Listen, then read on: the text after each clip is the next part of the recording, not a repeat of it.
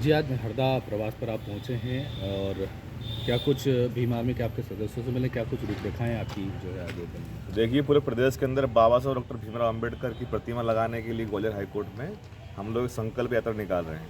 आज हमारी press conference है नागपुर में, दीक्षा भूमि, जहाँ पर बाबा साहब अंबेडकर ने दीक्षा ली थी, वहीं से हम संकल्प लेंगे और कल से हमारी यात्रा पूरे प्रदेश में स्टार्ट होने वाली है। तो आज मैं उज्जैन से निकला था संकल्प लेकर, तो हमारे जो भीम आर्मी के महंत काशी, हमारी पूरी टीम से यहाँ मुलाकात हुई, तो यहाँ पर कुछ मुद्दों पर चर्चा हुई है। क्या और कुछ मुद्दे आपको लगते हैं हरदा में जो होना चाहिए और क्या-क्या चल रहा है? देखिए, यहाँ पर जो यहाँ का मूल मालिक है, यहाँ का SC ST और OBC, उनके अधिकारों को ख़त्म करने की बात की जा रही है लगातार। यहाँ पर एक माणिक चंद हत्याकांड है, उसके अनिल माणिक हत्याकांड है, उसमें अभी तक आरोपी 3 साल हो गए फरार है। उसमें यहाँ पर 127 एकड़ जो दलित आदिवासी ज़मीन है, वो अभी तक पलायन पे है, उनको नहीं लाया गया। यहाँ पर लगातार जो SC ST के जो जनप्रतिनिधि है, जो स्वतंत्र रूप से लोकतंत्र में जो चुनकर आए हैं, उनको एक जो गुलामी प्रथा होगी, टीकमगढ़ में जिस प्रकार से एक हमारी बहन सरपंच बनी तो उसको दिल्ली में मजदूरी करना पड़ी, तो वही काम यहाँ पर हो रहा है। अगर वो मजबूरन स्वतंत्र रूप से काम करते हैं तो उनके ऊपर झूठे आरोप लगाने का भी वो आरोप लगाकर उनको हटाने का प्रयास किया जाता है। तो इन सब मुद्दों पर यहाँ पर चर्चा हुई है। और एक अहम मुद्दा कि यहाँ पर कुछ दिन पहले कर्ण सेना ने जो रैली की थी, तो उसमें जो SC ST OBC और सर्व समाज की बात की थी, तो यहाँ पर मुझे मालूम पड़ा कि भाई जो व्यक्ति मंच पर उनके साथ में था, वही उसी व्यक्ति ने FIR उनके खिलाफ आवेदन दिया है। तो यहाँ पर ये भी तय हुआ है, जब हमारी यात्रा आएगी तो हम लोग यहाँ पर एक बड़ी रैली यहाँ पर करेंगे। और जो OBC के 70% आरक्षण की बात हो, चाहे 13% होल्ड हो, चाहे हमारे आदिवासी भाइयों का पैसा एक कानून हो, या फिर प्रमोशन में आरक्षण हो, 1 लाख पदों की भर्ती हो, और सबसे ज्वलंत मुद्दा है कि यहाँ पर जातिवाद जो हावी है, उस जातिवाद को ख़त्म करने के लिए हम लोग एक बड़ी यहाँ से संकल्प यात्रा निकालेंगे। अभी देश में यूजीसी जो आया है उसके लिए कुछ लोग विरोध कर रहे हैं, अलग-अलग बातें कर रहे हैं। आप क्या चाहते हैं यूजीसी को लेके? देखिए, UGC जो बिल आया है, ये बिल तो बहुत लेट आया है। अगर ये बिल पहले आता तो हो सकता है कि रोहित वेमुला नहीं मरता, हमारा भाई पायल तड़वी नहीं मरती।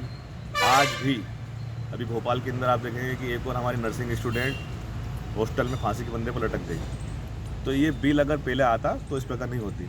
भीम आर्मी ने अपना समर्थन स्टैंड हमारा शुरू से क्लियर है कि हम लोग UGC का समर्थन करते हैं।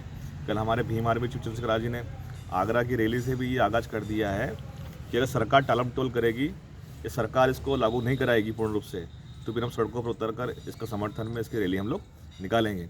मैं धन्यवाद करूँगा सरकार का या मंत्रियों का कि उन्होंने SC ST OBC के बच्चों की जो मौत हो रही है, जो एक प्रशासनिक हत्या हो रही है, उस पर संज्ञान लेकर ये बिल लेकर आया है। अगर बाबा साहब अम्बेडकर के समय ये बिल होता तो हो सकता है कि बाबा साहब अम्बेडकर को भी जो तरह तरह की जो प्रताड़ना है वो नहीं झेलनी पड़ती। तो बाबा साहब अम्बेडकर ने जो हमें संविधान दिया है, उसकी बदौलत आज हमारे बच्चे IAS IPS प्रोफेसर्स वैज्ञानिक बन रहे हैं। तो कहीं ना कहीं इनके पेट में दर्द हो रहा है। ये लोग नहीं चाहते हैं कि SC ST OBC के बच्चे बराबरी समानता के हक अधिकार से जिएँ।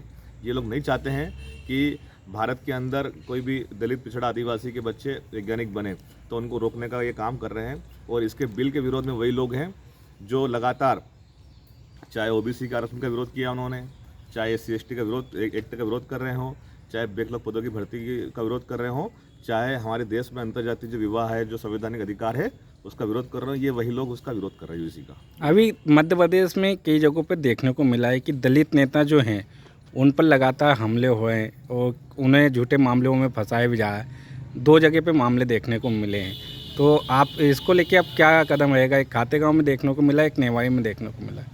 देखिए, दलित जो नेता हैं, जो कार्यकर्ता हैं, अगर वो अपने हक हितों की आवाज़ उठाते हैं, अपने वर्गों की, वंचित वर्गों की आवाज़ उठाते हैं, तो उनको पहले तो सरकार झूठा मुकदमा डालने का प्रयास करती है। अगर वो उससे नहीं डरे तो फिर उन पर हमला कराने का प्रयास करती है। लेकिन जो हमारे भाई रामदेव काकोड़िया जैसे जो लोग हैं, जो संघर्ष कर रहे हैं, महंत को भी झूठे मुकदमे में फंसाने का प्रयास किया था पिछले महीने में, तो लेकिन हम लोग साथ खड़े रहे और आप देखेंगे कि आज भी हम लोग लड़ रहे हैं। तो ये तो इन लोगों का सिद्धांत है मनोवादियों का कि जब तक अगर शोषित वंचित पीड़ितों की आवाज़ उठाएंगे तो उन्हें झूठा केस फंसाने का, मारने का प्रयास करेंगे। लेकिन जब बाबा साहब अम्बेडकर नहीं डरे, जब कांसीराम साहब नहीं डरे, जब ज्योतिबा फुले नहीं डरे, जब साहू जी महाराज नहीं डरे, तो ये बाबा साहब अम्बेडकर के बच्चे भी हम लोग डरने वाले नहीं हैं। 27% आरक्षण